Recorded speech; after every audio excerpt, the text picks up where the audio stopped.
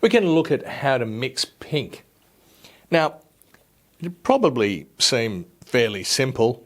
Pink is really just a red with white added to it, and that's true, but it's picking the right red. So the colours I have here are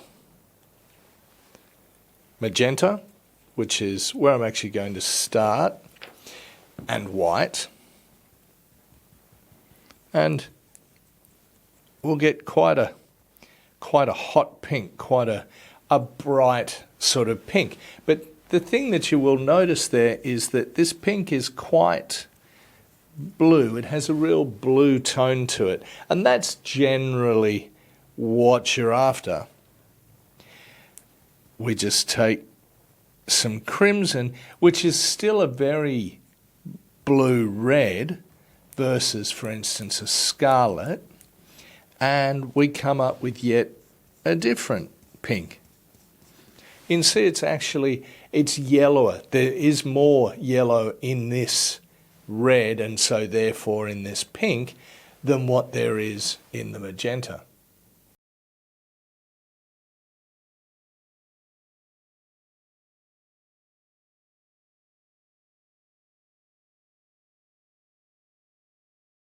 So here I've just put some more white, just added some more white, and you can see we're getting a lighter pink, and that was with the crimson, and with the magenta I've added a bit more white there.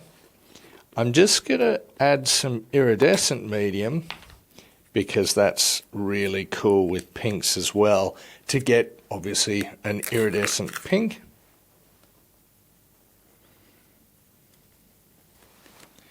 And that looks really cool.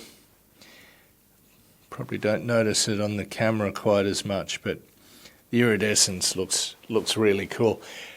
But the last thing I will show you is mixing a scarlet. Now, this is, or vermilion even, which is a very yellowy red. And if we mix that with white, we'll still sort of get a pink, but it isn't a nice lush pink necessarily, like these colours.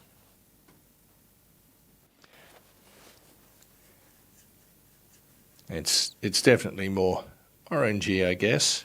It's still a pastel-y pink, but it's a much warmer colour. So most pinks that we look at tend to be produced with a bluey red, so a crimson, a magenta. The warmer pinks are produced with a scarlet or a vermilion, a very yellow red. So when you're going to mix pink, just think, is it a bluier pink you're after, a cooler pink, or is it a warmer, more yellow pink that you're after? And that'll dictate what red you use to start mixing your pinks.